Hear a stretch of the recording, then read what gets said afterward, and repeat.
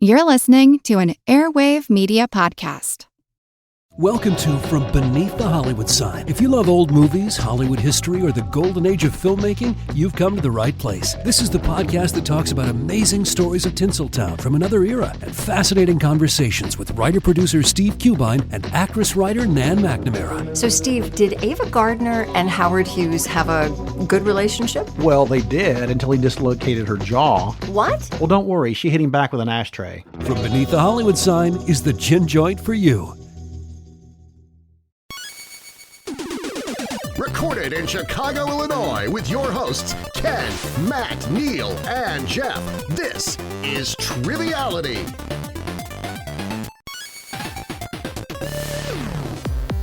Hello and welcome to Triviality, the game where a lack of seriousness meets a little bit of knowledge. My name is Neal, and sitting next to me in a blue shirt and matching khakis to the khakis that I'm wearing is Jeff. How are you? I'm doing well. That's like his uniform. That is Jeff's uniform. Khakis, a t-shirt, maybe a fleece, zip-up fleece. I think we're all kind of like cartoon characters where we have our various wardrobes. Yeah, a lot of people have told me I'm like the dancing baby from the internet. I'm just always in a diaper and nothing else. Yeah, I don't appreciate it.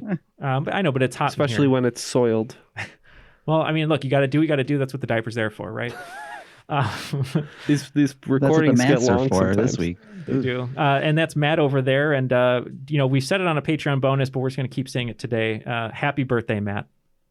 Oh, thanks. It is still my birthday several months later. It is. And Macho Man. So you share a birthday with Macho Man. How does that make you feel? A little savage, to be honest.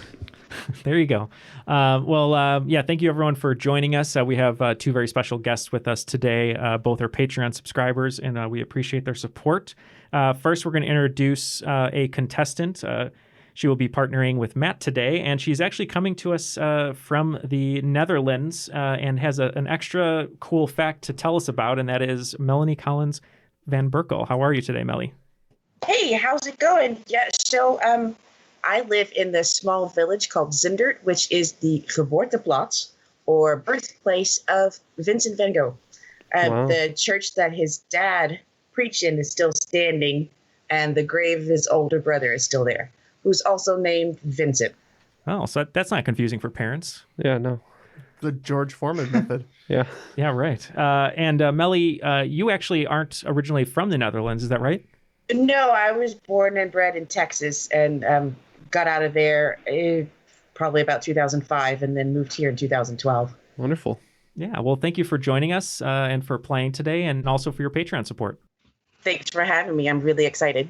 And we are too, and I love the Dalek poster behind you that the listeners can't see, but always appreciate a Doctor Who reference. Our special guest host today is an Oakland 5 supporter on Patreon. We appreciate it, and dare I say, might be wearing one of the top 5 shirts I've ever seen on Triviality, and that is Connal Wortmann. How's it going, Connal? I'm good, guys. Thank you for having me. I am wearing a lemon shirt today, and as I said earlier, I'm wearing it because I am always sour. All right. Us too. Yeah, that's true. Yeah, especially me. In here. All right. Please don't look that It up. only took 4 seconds. Why don't you tell us a little bit about yourself, Connal? Sure. I am living in Los Angeles right now, working as a graphic designer. And just to add fire to the terrible year that we've all had, I broke my arm in January and have just started to get the use of my right hand all the way back. Oh, no. I hope you're okay. It was a freak dodgeball accident. You didn't dodge the wrench, did you? It was actually the car, but self-inflicted dodgeball injury is the category. Wow. Well, I think quarantine has been doing that to a lot of folks. I'm finally getting over my concussion. You're getting over your broken hand. And everyone else is just broken spirits, I think, right? Yeah, Here? Okay. My spirit is completely shattered. There you go. Connal, thank you for joining us and also for hosting today. We're excited to give you the keys to drive. But before we do that, of course, we have to listen to the rules. And I think because someone from the Netherlands is here, I think we know which one that's going to be. Yep. De regels van het spel zijn simpel. 20 vragen verdeeld over 2 rondes, waarbij elke vraag 10 punten waard is. Halverwege is er een speciale swingronde, ontworpen door de host van deze week. Na deze rondes beginnen de spelers aan de finale, met de punten die ze hebben verdiend. En hebben ze de mogelijkheid om 0 tot 30 punten in te zetten op 5 gecategoriseerde vragen. Aan het eind van het spel wordt iemand benoemd tot the cream of the crop. The cream of the crop. Now, did you understand all of that, Melly? Got it perfectly. Okay. All right, good. I think Jeff and Ken, you're going to play, right? Yeah, that's right. All right. And anything on the team name here today? Well, I have a great team name for me and Melly. What is that, Matt? So Melly, in the birthplace of Van Gogh, and this is what I've been spending all my time on during quarantine. We're going to be Pokemon Van Gogh. So, of course, we've been watching the Queen's Gambit lately. It's around that time when it recently came out, not 2 months from now. But what do you say we're the King's Gambit? All right, I can get on board with that. All right. Which I don't think is a chess move. No. I don't think so, but it should be. So we have the King's Gambit versus Pokemon Van Gogh. I'm just going to be here for color commentary and hugs. And let's throw it to Connal to take it away. All right. So I do not have a name for this game, but here we go. Question 1, category is a little bit of you. Famous German Lou Bega is best known for his appreciation of women in Mambo No. 5. How many different women does he mention in the song? I can confirm this was a song Matt played on repeat when it came out. Okay, I did a quick tally here, and I think we've come to a answer. Okay. So we were kind of going through some of the names. I think maybe Sandra was in the Sun. Somebody was All Night Long. I don't know. But we were kind of between 8 and 9. And do you have kind of a strong inkling either way? Let's go with 8. Okay. We are going to settle with 8. Okay. So we also got to 8 from the chorus, but there is another part in the song where he mentions another group of ladies. And we counted 4 in that other part. So we're adding that together and getting 12, assuming that we're counting you as one of the ladies. Otherwise, it's 11. And I as the you, am a man. So, but we're going to say 12, including you. 9 ladies. Lou Bega celebrates 9 ladies. Their names are Angela, Pamela, Sandra, Rita, Monica, Erica, Tina, Mary, and Jessica. I think in that chorus there's some repeats. Yeah. I wonder. I know there was a Bob the Builder version of Mambo No. 5, but I don't know if there were people's names in it. I don't know why I know that. I just know. Wasn't he naming like girders? Probably. All right. Question number 2, category, You're Not My Real Dad. Lyndon B. Johnson decided that dads were worth celebrating with a presidential decree, but which president signed the day into law? Okay, we have a rough guess on this one. Okay. So we talked about it. And then Melly, you had a pretty strong inkling right away. Who did you think it was? I think I remember hearing about Nixon being the one to sign it into law because there was such a huge span in between when Mother's Day became a holiday and when Father's Day did. Yeah, and to brush a little bit of some of the heat off him a little bit, go into Father's Day. So we're saying Nixon. Yep, us too. We are just assuming it's the president that followed Johnson and saying Nixon. All right. Points for both teams. Tricky Dick is the correct answer. Richard Nixon loves dads. All right. Question 3, category Ratatouille. Fresh chef and restaurateur Joel Robuchon was named Chef of the Century by Galt Malau in 1989. He had 23 restaurants across the globe and to this day has the world record of Michelin stars, including one he earned posthumously. How many did he have to set the world record in a range of plus or minus 3? Does it go up to 3 Michelin stars? Yeah, it could be 3 Michelin stars per. They tend to, even really good restaurants tend to be like 1 or 2 Michelin stars, though. Yeah. Like very rarely do you get a 3. Yeah. This is a straight up guess. So you want to say 20, 30. Somewhere in the mid 30s. Yeah. Michelin stars. 32 Michelin stars. Sure. Okay. So we know that the most you can get is 3 Michelin stars. He had 23 restaurants. My thinking is that probably not all of them had 1, but there's probably some that had 2 and a few that had 3. So I would think somewhere around like 1.3 per restaurant, something like that. Does that make sense? It's very mathematical. It does. Yeah. So I'm thinking it's somewhere around like 30, somewhere in that range. And 30 gives us the 33 to 27, which I like. It's kind of a nice number. All right, we were pretty much on your exact same logic, but we just said 32. All right. Hitting the nail on the head with 32 is Queen's Gambit. You but kidding me? Pokemon Van Gogh gets points. All right.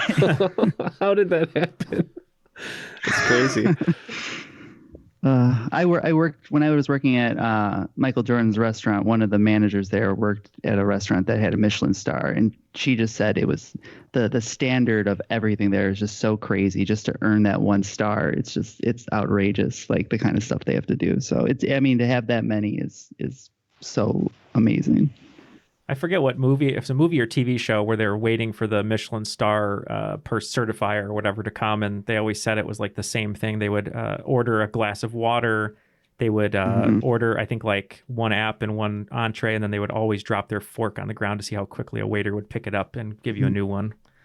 Yeah, they check the temperature of the water and everything. It's crazy. Consistency is key for those things. You can lose them just like that. Mm-hmm. All right. Question number 4. Category, whose house? Beloved Full House character Jesse Katsopoulos was part of a band called Jesse and the Rippers.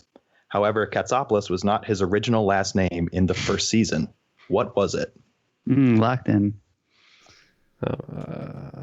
Putting it on these Sorry, guys. Melly. What is Full House? If you feel thunder, go for it. Yeah. I have no idea on this one. I don't remember. He was actually their uncle, right? Yes, because the mom that had died, that was his sister. Okay, so maybe we could assume that they made a mistake and they retconned it and just say his last name was Tanner. Okay. All right, that's the best I can do. Otherwise, it's a straight guess. So. Yeah, that's cool. All right. All right. Jesse's original last name was Matt. Would you like to take it? I will take it. He was Jesse Cochran. Jesse Cochran is correct. Really? Yeah. He was Jesse Cochran, and before that, he was Hermes Cochran, and that also got taken out. If the last name doesn't fit, you must acquit. You're telling me that the writer's room was like, all right, we have John Stamos, a gorgeous Greek actor. Let's name him Hermes after the Greek god. Why not? Just so everyone knows he's Greek. Hermes Kostopoulos might be the most Greek name possible, though. Right behind feta shawarma, but I digress. All right. Question number 5. Category is white lightning.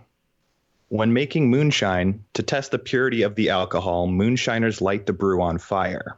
What color would the fire be to denote its safety to drink? I've seen alcohol on fire before, and I think I know what color that flame is. Okay, we're locked in. Wow. Same. I think we can do the same. Ooh. All right. I'll let you take it away then, Melly. What is it? I believe it's blue. Yep, I think it's blue as well.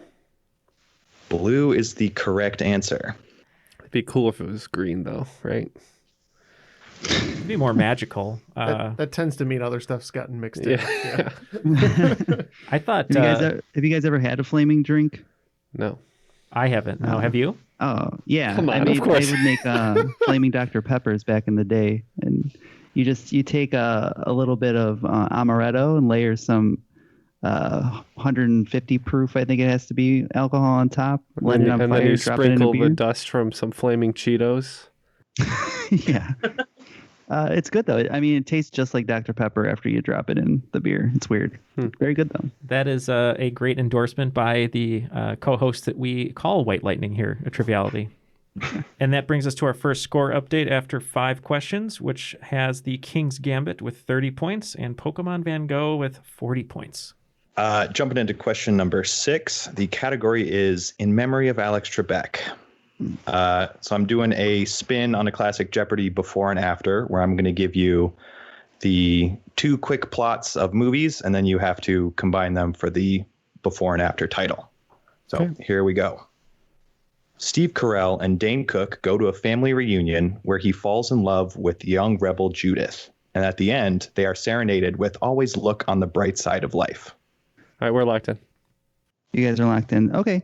So Melly did know that the last one is Life of Brian. So now we're trying to think of the Steve Carell and Dane Cook movie that would either lead into it or lead out of it. And This is a very deep cut movie too, I think.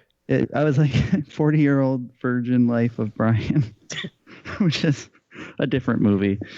I mean, other than the 40-year-old virgin, the one with him and Tina Fey, and he was in Evan Almighty, not Bruce Almighty. That's the one, yeah. So we know that. Yeah, I mean, date that night. doesn't help. Yeah, I seriously think it's something like Greek Life or something like that. I remember there was a smattering of 2000s movies that were all about Greek life. Yeah, okay. We can say then we'll lock in with Greek Life of Brian. Yeah, like I said, I'm pretty sure this is a fairly deep cut Steve Carell movie. Oft forgot because it wasn't that good. But we're saying Dan in Real Life of Brian. Wow. All right. Points for King's Gambit and offense to me because I love Dan in Real Life. Ooh. Sorry. So I haven't seen it in a long time, to be fair. I just remember Steve Carell being depressed through the entire movie. And me and my friend, when we watched it, we said basically anytime he left frame, you would just hear like a gunshot off screen. Now, Connal, is that accurate? What's the song that he plays on guitar? Because it was in all the trailers, and I think it's like throughout. It is the Let My Love Open the Door. That's it. Yeah. Song. I remember that was in like every trailer, and then when I saw the movie, he was playing it. Townsend song. Yeah. Okay. By himself, no who. And I feel like Team Pokemon Van Gogh, I think you still have Stamos on the brain there with Greek Life of Brian. Can you blame us? No, you can't. I can't. I mean, hey, John Stamos and Rob Lowe don't age, so I mean, I get it. Question number 7, category She Knows Keanu. The world's most notable immortal, Queen Elizabeth II, was crowned Queen of the United Kingdom at age 27. What year does she claim to have been born in? We're going to go ahead and do a quick lock-in on this one. I think Jeff has a pretty good read. All right. So, Mel, you said she was crowned in 1952? Yeah. Okay. So then if you subtract 27, we get to 1925. Is that right? Did I do that right? Yeah, so she would be 25. She would be born in 1925. Okay. So we're locking in with 1925. And we have the exact same reasoning and the exact same answer. Unfortunately, you guys are off by 1. 1926 is the correct answer. Ooh, tough loss there, guys. All right.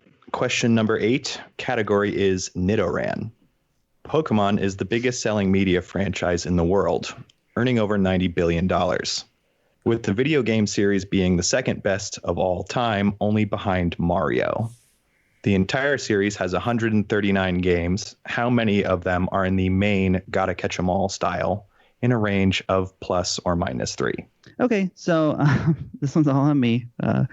So I'm going through the gens. I believe there's red, blue, yellow, silver, gold, and then another one, I think. And then there's diamond, pearl, platinum, black and white 2. Then the Sun and Moon, and then there's Sun and Moon sequels, and then there's Sword and Shield. So you have 3, 6, 9, 12, Matt, 14, you're 16, sick. 18, 20. What's up? You're sick. I'm thinking that there are 24 mainland games is what I'm going to guess. We went a little higher. We said 34. All right. We have points for King's Gambit. The answer is 32. Matt, I think you missed a few. There's the green version, which was Japan only. And then there was the heart, gold, and silver, and the I didn't count extra the remakes. sapphires. You're like right. that. Yeah. Just like Captain Planet, you forgot heart. Fire red and leaf green and all those. Oh, I was going to say, just fun little fact. Nidoran is the 32nd Pokemon. So category name is in there. We're going to be the Nida King's Gambit after this. I love when when someone explains like the entirety of their answer that's very, very correct, and then you guys just 32. We'll just toss 34 out there. All right. Question number 9. Category is test tube, baby. Not to be confused with the guy who spliced pea pods. Who was the father of the modern day periodic table of elements? We can lock that in. Awesome. Ooh. I think I know it, but I'm happy you do know it. All right, so these guys are locked in. Gregor Mendel was the guy who played with Peapod guy. Peapods, and Mendeleev is the so guy who had the chemical periodic check. table. Yep. Yep. So we'll go Mendeleev. Yep, that's what I've got too, Dmitry Mendeleev.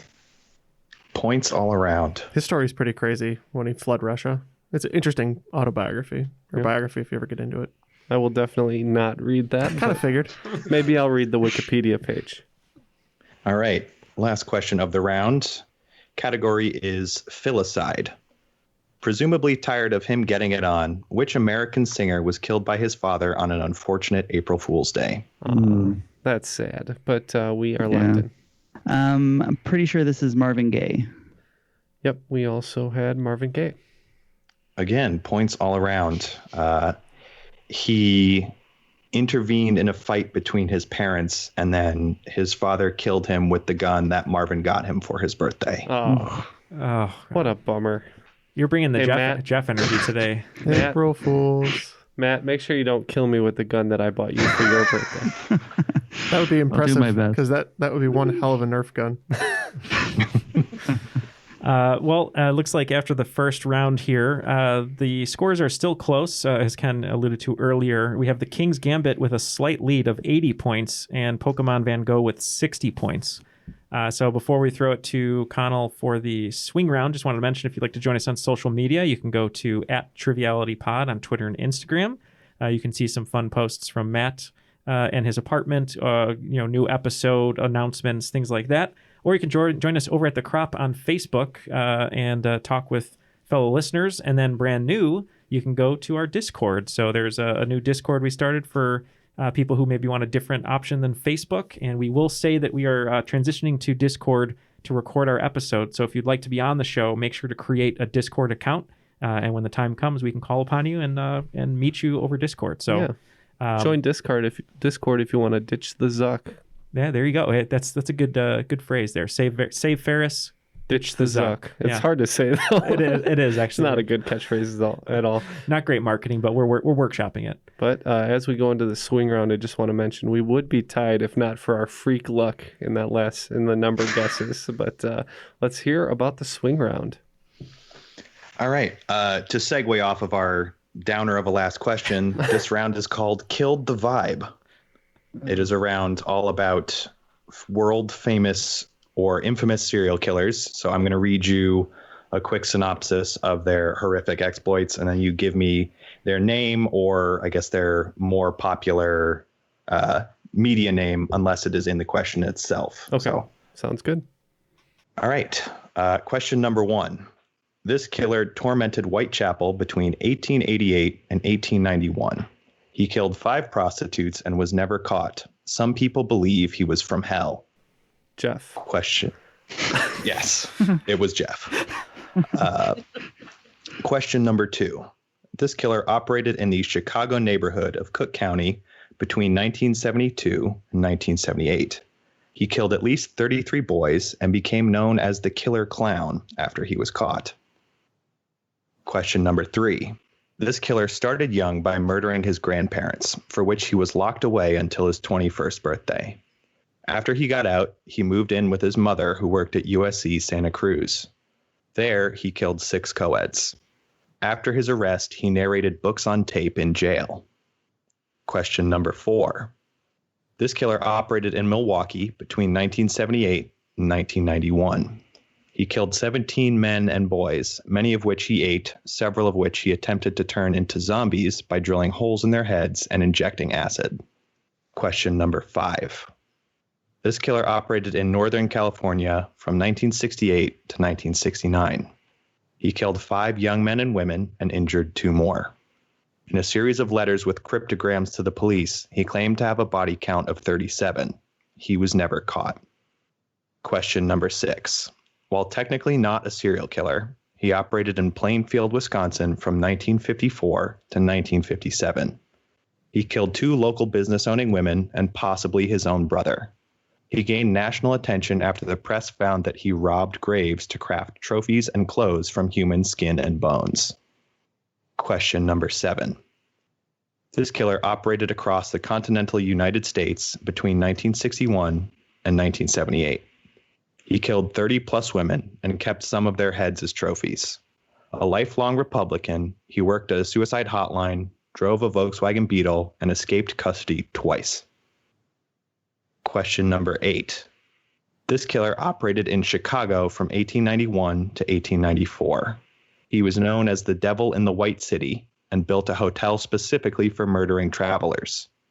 During the 1893 World's Fair, he used his hotel to allegedly kill over 200 victims. He would then sell the bodies to medical schools. Question number 9. Known as the Highway Hooker, this killer operated along the Florida highways from 1989 to 1990. She killed 7 men with a revolver and claimed all the murders were in self-defense. Question number 10. This killer operated in Sedgwick County, Kansas from 1974 to 1991. He had 10 victims, including an entire family. He would stalk his victims, break into their homes to wait for them, then tie them up and torture them to death. He used a church computer to taunt the police, which led directly to his arrest. Okay, now that we're all in a good mood, let's take a quick break and figure out these answers. All right, we've all talked about serial killers for the last 10 minutes, and now I think we are ready to give our answers. All right, question number 1. This killer tormented Whitechapel between 1888 and 1891. He killed 5 prostitutes and was never caught. I heard that was possibly me, although I don't think that's true. I'm a fan of a show that ran, I think it was a BBC show called Whitechapel, and that's all centered around Jack the Ripper. So we said Jack the Ripper. Mm-hmm. Also went with Jack the Ripper. Jack the Ripper is the correct answer. Question number 2. This killer operated in Chicago between 1972 and 1978. He killed at least 33 boys and became known as the Killer Clown after he was caught. And that is John Wayne Gacy Jr., also known as Pogo. And that's what we have as well, John Wayne Gacy. And that is correct. Question number 3. This killer started by murdering his grandparents. After he got out of jail, he moved in with his mother, who worked at USC Santa Cruz, where he killed 6 co-eds. This was the toughest one for us, but I believe I was able to pull it because of Mindhunter, and I think this is Ed Kemper. You mentioning Mindhunter reassures me that we are correct then, because we also said Kemper. Ed Kemper, or the co-ed killer, is correct, and he is a giant man at 6'9", 300-something pounds. It's very scary in the show, for sure. He is. Question number 4. This killer operated in Milwaukee between 1978 and 1991. He killed 17 men and boys, many of which he ate. Several he attempted to turn into zombies. Yeah, unfortunately, as soon as you said Milwaukee and the years, we happen to know that is the notorious reputation of Jeffrey Dahmer. So that's what we locked in with. Yeah, and I just got finished listening to a podcast about Jeffrey Dahmer. So we got that one as well. Yep, Jeffrey Dahmer is correct. Question number 5. This killer operated in Northern California from 1968 to 1969. He killed 5 young men and women and injured 2 more. In a series of letters with cryptograms to the police, he claimed to have a body count of 37. And this is possibly Drew Carey's brother. If you've ever seen the movie Zodiac, so we're saying Zodiac Killer. I always thought it was Ted Cruz, but yeah, Zodiac Killer. Ted Cruz, the Zodiac Killer is correct. Question number 6. While technically not a serial killer, he operated in Plainfield, Wisconsin from 1904 to 1957. He killed 2 local business-owning women and possibly his own brother. Given the years and the propensity to do very disgusting things with the deceased, we guessed Ed Gein. And that's pretty much what we had. We couldn't think of any Midwest killers, but that one just popped up. Ed Gein is correct. And from his dark deeds, he captured the imagination of a lot of media. There's a lot of characters that are based off of him. Yeah, and if any of you... Is Hannibal partially based on some of Ed Gein? Yeah, the Texas Chainsaw Massacre is like Ed Gein, a lot of the horror villains are, but Hannibal might be a little bit, yeah.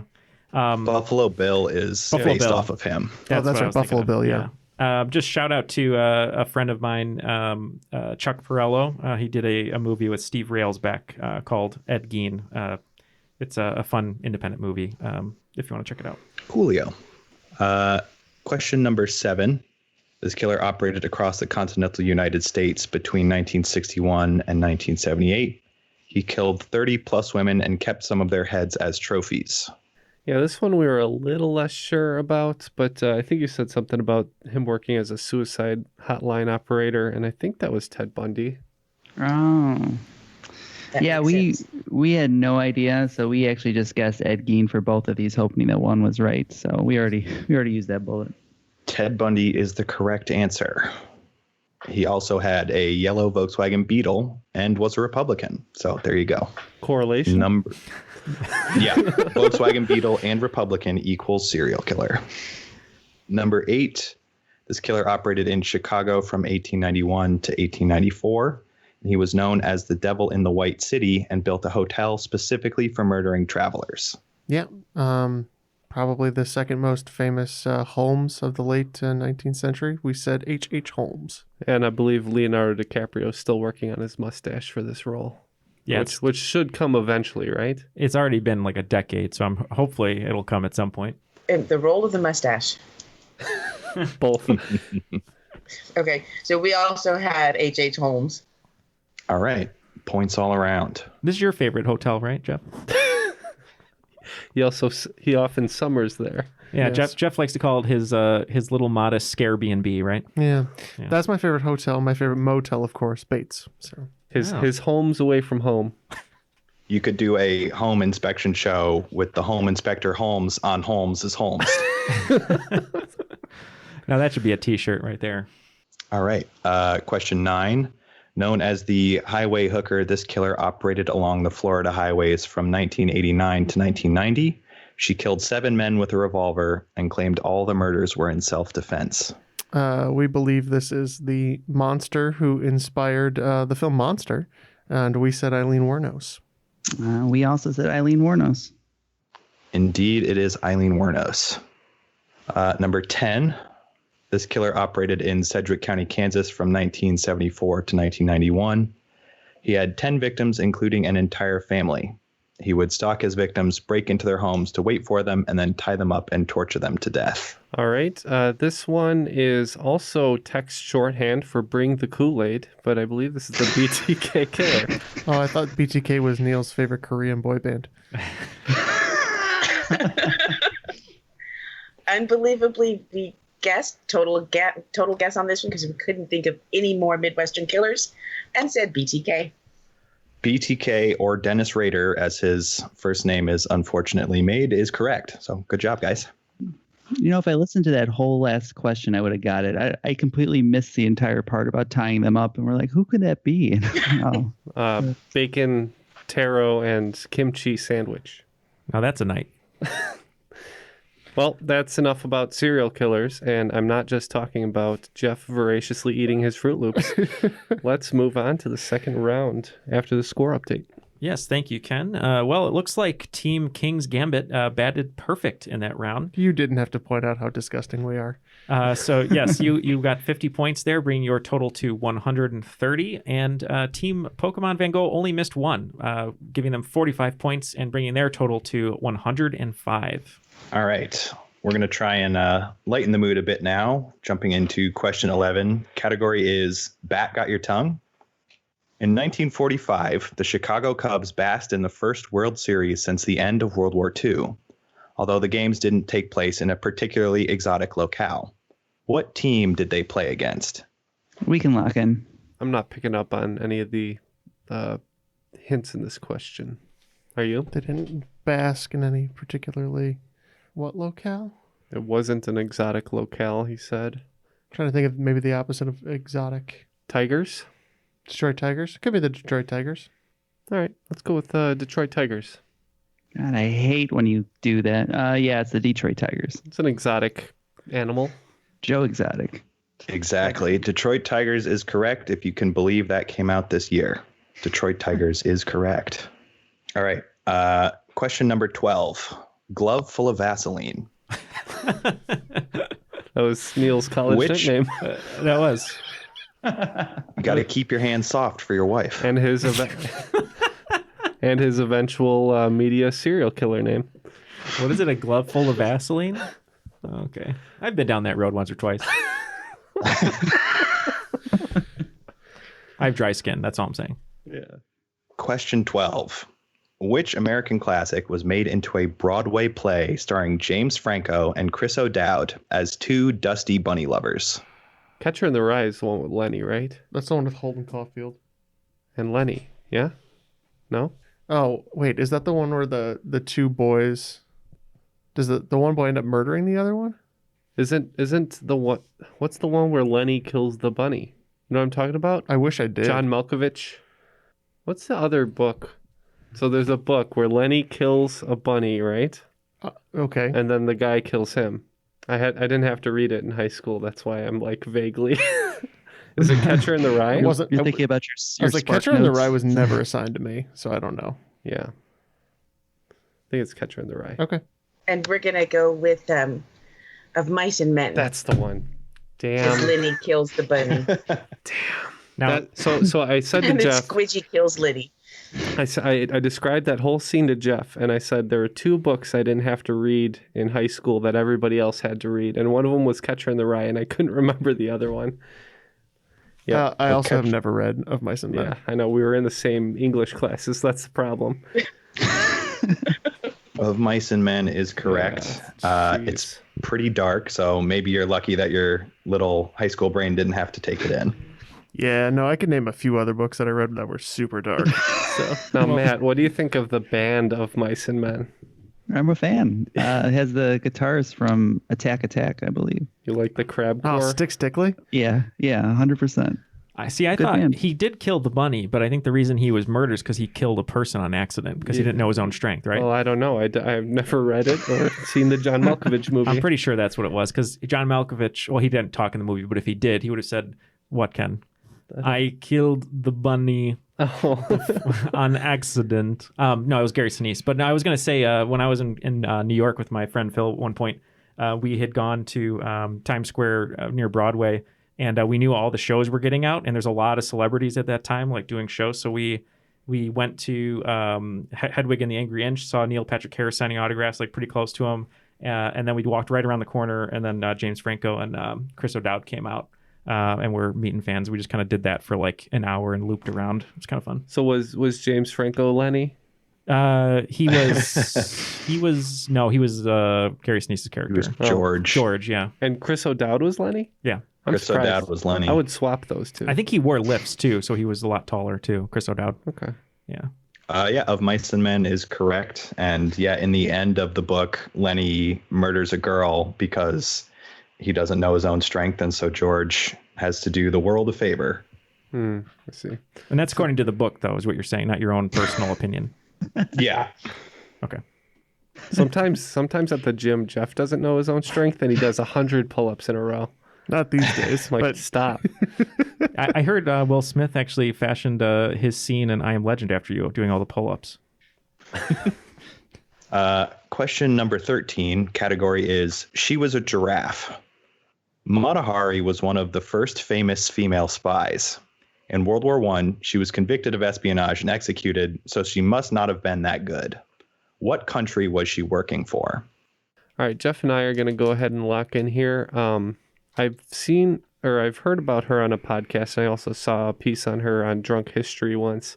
So I think it's a little bit twisty in that she was supposed to be spying for Germany on France, but France got a hold of her. So she was actually spying for France on Germany. So she was like a double spy, but she was ultimately put to death by the French because they needed a fall guy for something or something weird. So I think she was spying for France. What did we talk about, Melanie? I think that's similar. We had France. Yeah, I believe I remember hearing that she was almost like Nina Simone did in World War II. She would be singing in the clubs and she would lure them in and kill them. So she was working for France. Well, she was a nightclub dancer seductress, but she was working for Germany. So it sounds like your story details were pretty close on both ends. Except for the correct answer. Except for the correct answer. Well, can't have them all. Question number 14, category where no man has gone before. At about 14 billion miles away, what man-made object is farthest from Earth? How far away was it? 14 billion about miles. 14 billion miles. Billion. Wow. Because I was like, probably the Mars Land Rover. But that's. I was thinking Voyager 2 because it passed out of the. Oh, it made it out of the solar system, right? Yeah, it made it out of the envelope that surrounds the solar system. I think it made it into the Oort cloud. Yeah, and it's still going, isn't it? Yeah, I don't know if they're getting data back from it still or not. It's just gone now. Yeah, I think that sounds good. I think we can definitely lock in with Voyager 2. I think one of my favorite things about Voyager 2 is every 3 or 4 years they tell us it's left the solar system again, because then they just come up with a new, it's left this part of the solar system, it's left this part of the solar system, and I think they are right that it's in the Oort cloud, and we said Voyager 2. Well, the funny thing about Voyager 2 is that it actually launched first on a different trajectory, and Voyager 1 is further away from Earth than Voyager 2. Even though it's non-operational, right? Yeah, I think the JPL has a website for both of them, and they still have distance counters ticking up every second, but I don't know if it's actual data or if it's just an algorithm where they're like, all right, it should be this far away now. Yeah. But that's somewhat obvious after you hear the answer. Yeah. The sequel's never better. That was our problem. All right. Question 15, category My Shears Are Sharp. Can you believe that before Jonathan Van Ness achieved international fame as the grooming expert on Queer Eye, he was going viral in a Funny or Die series where he recapped an HBO show? What was that show? And for a bonus point, what was the name of Jonathan's series? I don't know. On both accounts. Wait. He's the long hair with the Jesus looking guy. It's not Boardwalk Empire. Henny. Boardwalk Empire. Are there any Van Ness, HBO shows Elliot that Van are Ness. specifically gay oriented? So it wouldn't be like Sex in the City old. That was HBO, wasn't it? Oh, it's totally that. It's totally that. So we're gonna go ahead and lock in with Sex and the City. Where a lot of Sex in the City occurred. Yeah. Yeah. So at first they said Game of Thrones, but it had to be much earlier than that because Funny or Die peak was really that early to mid 2000s. So Melly, which shows do you think were big around that time? Well, of course, Sex in the City. On that, that's about all I can think of. Yeah, and I didn't really watch HBO. Yeah, and it would make sense for him to do a show like that. So we said Sex in the City, and we said for the bonus point, Mess in the City was a show. We don't know though. I can chime in, Connal, if that's okay. Please do. So a couple teams had said it, I think, and when you hear it, it makes sense. But I believe it was for Game of Thrones, which Jeff forgot to mention until the end of their conversation. And I believe the name of it was Gay of Thrones. Oh, That is correct. I forgot about that. Wow. So everybody knows Funny or Die because of Baby Landlord, whatever it was actually called. And that was definitely its peak, but, it stuck around. And that's where Jonathan got his start. I forgot about that. I didn't know. I did a short film that I put on not Game of Thrones, on Funny or Die early on when it first started. And when it first started, if you put a short film on there, people could rate it good or bad, and there was like a ticker. And so it would be like if it was funny, it would go to funny. If it was bad, it would go to die. And I put a short up there, and I remember the only 2 comments I got, and it's kind of stuck a little bit towards funny, was "This is sick," and "Why would you make this?" I'll be requesting a screening later. Okay, I'll show you what later. was the title of that short film, please? It was Family Tree Contraceptives. So there you go. I'm surprised that I remembered it, but yes, that's what it was. Yeah. All right. So let's get that. Let's get that needle far into the funny category. And Matt, a little since it is your birthday, a little callback. The manager that we shared at the coffee establishment was in that short film. Oh no! Yeah. Sorry. Full chest tattoo on display, I'm sure. Yes. All right. Well, after 5 questions in the second round, our scores are just incrementally larger. The King's Gambit with 140 and Pokemon Van Gogh with 125. Then we're going to jump into question 16. Category is Rosemary's Baby. Doom is the game that started the first-person shooter craze back in 1993. And in September of this year, an internet user was able to get it to run on what drugstore health product? I think I remember this. All right, then this one's on you. Okay, we can lock in. So, you said contraceptives, but is it on a pregnancy test, like a computerized pregnancy test? Oh, that would be ridiculous. Or what else you got? Diabetes. Yeah, I would say like a health blood monitor. Yeah, like a blood glucose monitor. But when I think of that's more techie, you know. So when I think of a drugstore product, I think it's a pregnancy test. Just using the computing power of the pregnancy test really to run funny. it. Let's go with it. I've been using the BFG on a pregnancy test. Locking in with pregnancy test.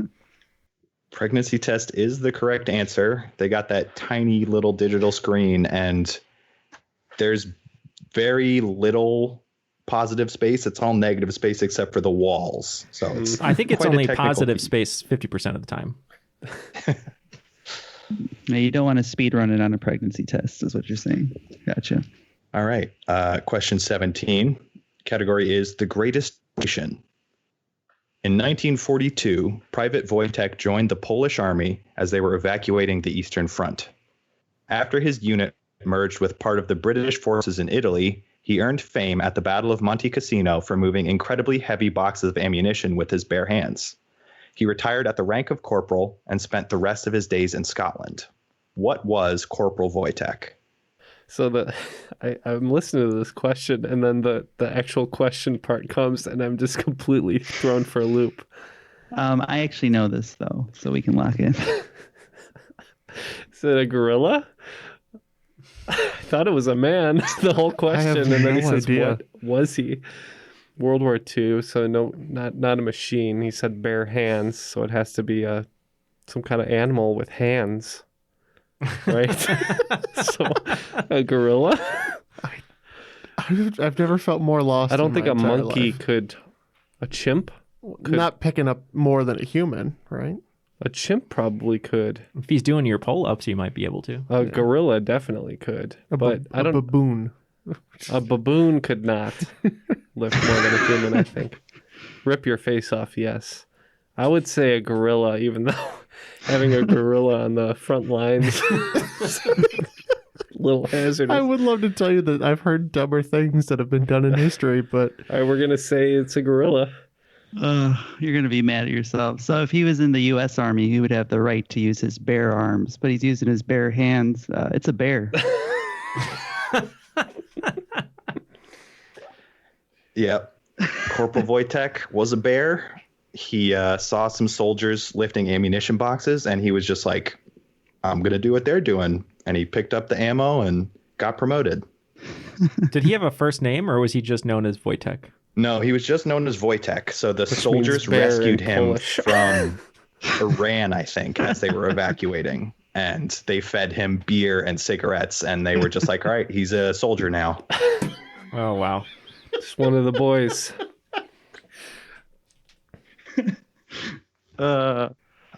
Question 18, category is pharaohs. Camp, Because the Internet, and Awaken My Love are 3 albums from what multi-talented artist? We're locked in. Yep. Ooh, in harmony, too. Childish Gambino, Donald Glover. I was listening to Camp yesterday, Childish Gambino. Childish Gambino is correct. Still love that album. Yes. I always say I'm not going to listen to the last song because it's 10 minutes long and it ends in like a monologue. And then I always listen to the last song. It's just the story of him at camp. Like it literally is. All right. Question 19. This is a find the connection round. So I'm going to give you 4 words, and then I need you to find the word that they all have in common. Okay. The words are opening, devise, egg, and cross. Yeah, I think a couple of things we were discussing. I said chess, but for openings and cross, but I don't think that the other two fit. Egg. Egg is a term in Twitter for a person with no profile. And is it? Egg is a term in Magic for a 0-cost spell. All right. Get out of here, nerd. I'm sticking on egg. Oh, maybe Easter. You got egg, you got cross. I don't know. I'm good with that. That's Gotta watch out for that Easter devise. The tomb opens on Easter, so yeah. Well, my Starbucks is open on Easter, so that's a thing. So yeah, we'll say Easter. Untitled coffee chain, Matt. That's right. Excuse me. All right. The only thing we could get to was devil, and I don't know what the devil's opening is, but Neal found it quite funny. So we're saying devil. Well, I think we all know what the devil's opening is, but the answer I was looking for was hatch. Hatch. An opening can be a hatch. You can hatch a plan. Eggs hatch, and cross hatch is a term in illustration. Good one. So I have a question. The devil's opening, is that next to the devil's doorbell? Well, that depends on what you think the devil's doorbell is. Oh, I know what that is. Can somebody please explain to me the devil's doorbell? I think a lot of men need help explain what the devil's doorbell is. So with a mommy devil and a daddy devil. Next question, please. Quickly. All right. Question number 20, last of round 2. Category is look at his face. In the episode of The Office Welcome Party, where Stanley comes back from the hospital, the staff writes Stanley a welcome back card that says he got a mustache-ectomy. Does Stanley have a mustache? Okay, we're locked in. So I remember the episode, and they had a picture of him, and they drew a mustache, and they would put it up and take it away, and they couldn't decide which one looked right. And now I can't decide which one looks right in my head. Are you an Office person, Melly? I've never seen an episode. Okay. It's the show that I fall asleep to, so I've seen every 8 minutes of every episode 300 times. Good. So one would think you got this. Yeah. I think he does have a mustache. I'm going to say yes on the mustache. Yes, he has a mustache. Yes, Stanley does have a mustache. After regulation, the scores are very, very close now, which is going to make the final round even more important. With 165 points are Pokemon Van Gogh, and with 170 points is the King's Gambit. Tight. So, Connal, what are those 5 categories that our players can wager on today? All right. Our final 5 categories are in the area of Magic the Gathering. Let's get out of here. Category 1 is forest. Category 2 is island. Category 3 is mountain. Category 4 is plain. And category 5 is swamp. Okay, the wagers are locked in, and both teams have decided to go for it, and all the points are on the board. I think 30 we would for like each to question. revel in riches. That's a magic card. Oh, and we're just hoping that the swamp question is about Shrek. Please tell us the questions for the final. All right. Category is forest. The question is, Tom Hanks's first wife was on an episode of the same TV show where he met his current wife. What was that show? Category 2, island. The Clifford the Big Red Dog series is about a giant red dog and his best friend, Emily Elizabeth. The pair live on a fictional island based on where the author, Norman Bridwell, actually lived. He may or may not have bumped into a Kennedy or two. What is the name of the real island? Category 3, mountain. Coors Light cans turn blue when they're cold, with their slogan boasting, "As cold as the Rockies." The mountain featured on the can is Wilson Peak in Colorado. What is Colorado's state nickname? Category 4, plain. Humanity has always been fascinated by flight and money. So of course we would find a way to combine the two. What kingly airline is the oldest in the world? And category 5, swamp. What was the first ever winner of the best animated film category? All right. While these players get a chance to discuss their answers, we'll be right back. But before I throw it to them, just want to say thank you to Connal and Melanie for being Patreon supporters. If you'd like to join them, you can go to patreon.com/trivialitypodcast, where you can get over 30 hours of extra audio content, as well as some great perks like stickers, posters, and curated boxes. So if you'd like to join them and help support our show, it's been so great these past 6-7 months, and it's been super helpful. So if you'd like to join them, you can go to patreon.com/trivialitypodcast. All the answers are now locked in, so let's get the questions one more time, see how we did. All right. Question 1, category forest. Tom Hanks's first wife was on an episode of the same TV show where he met his current wife. What was that show?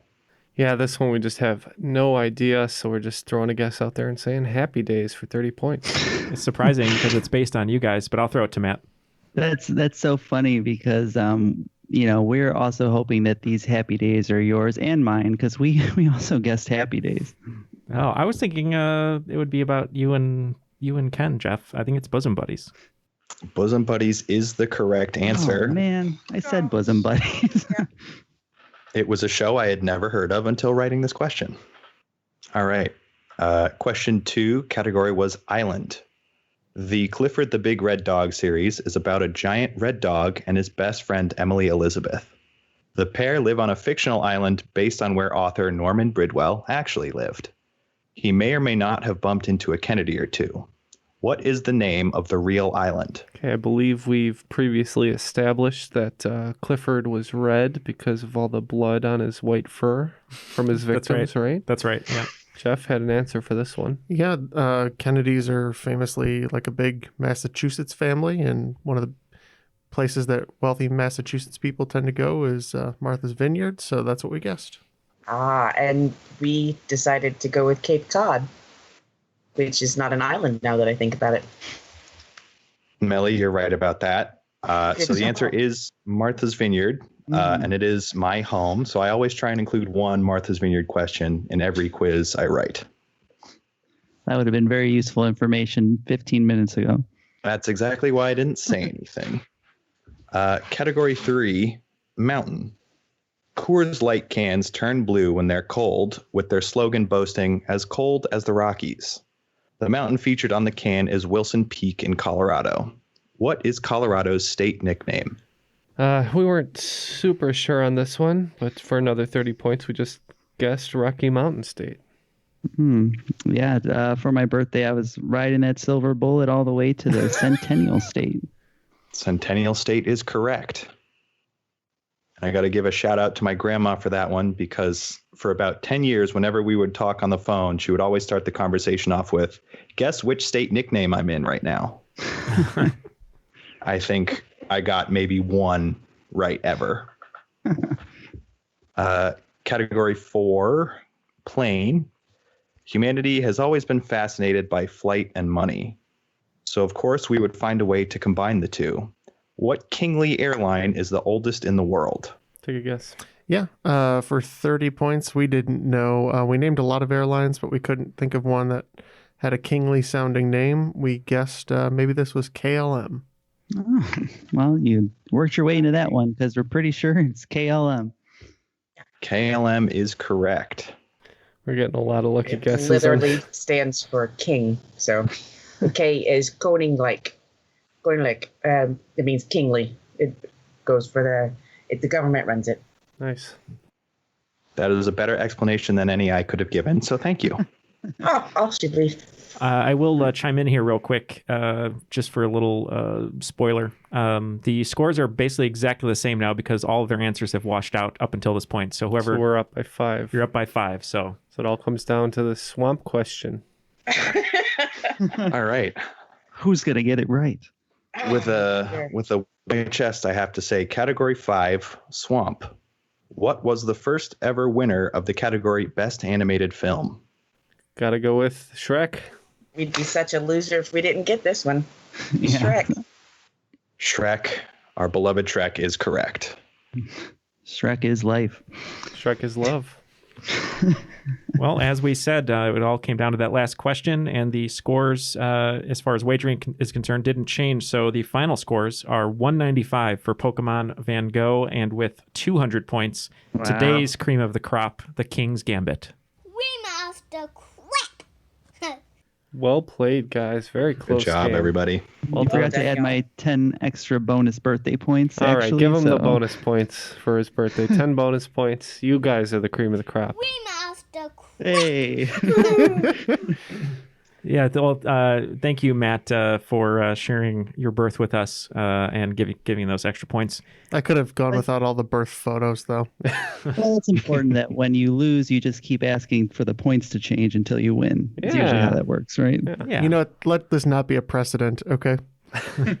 Well, thank you guys for that great game that I got to witness here. But Melly, thank you very much for joining us, especially all the way from the Netherlands, our home away from home. Any last words that you'd like to shout out? The only thing I can think of is mask up. Mask up, everybody stay safe. Yes, thank you for saying that and for supporting us on Patreon as well. We appreciate it. And for staying up late as well. Thanks for having me, y'all. Of course. And Connal, thank you very much for hosting this game. The questions were really well written. We loved having you. Yeah, these are great. Any last words from you? It's been a pleasure. I really appreciate you guys having me. I want to throw a few shout outs to the crop right now. Some guys took a look at my trivia. Elliot, George, Louis, Matt, Nathan, and Steven. I want to say thank you to my friends who played the game in my Millennium Friends group. And thank you to my girlfriend, Jenny, who introduced me to this podcast before we started dating. So, Yay. Oh, wow. Well, thank you to Jenny for starting it all. So we'll have to have her on very soon. We hope you heal up fast. And thank you all for joining us for Connal, Melly, Matt, Jeff, and Ken. My name is Neal, and that was Triviality.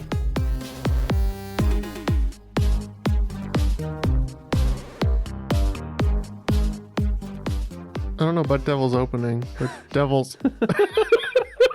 You know all about the Devil's Opening, Neal.